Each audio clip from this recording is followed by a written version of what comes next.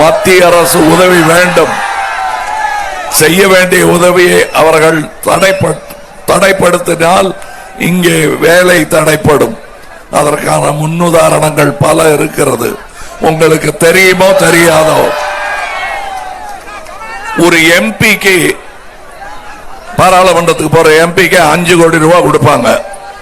மொத்தம் 6 தொகுதி. இங்க ஒரு தொகுதிக்கு 1 கோடி ரூபாய் கூட கிடையாது.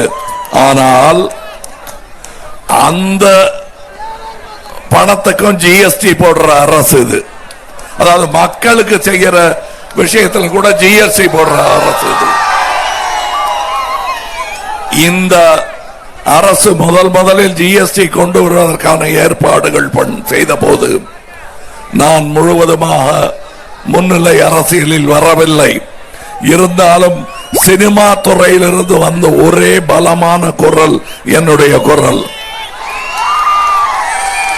அப்பொழுதுதான் நான் சொன்னேன், ஐயா இப்பதான் ஈஸ்ட் இந்தியா கம்பெனியை சொல்லி அனுப்பி வச்சான், இப்ப மறுபடியும் நார்த் இந்தியா கம்பெனி ஒண்ணு வந்து வரி ஓடுது அப்படின்னு கவலைப்பட்டான். நான் அந்த கவலை நிஜமாகி விட்டது. இது மாற வேண்டும்.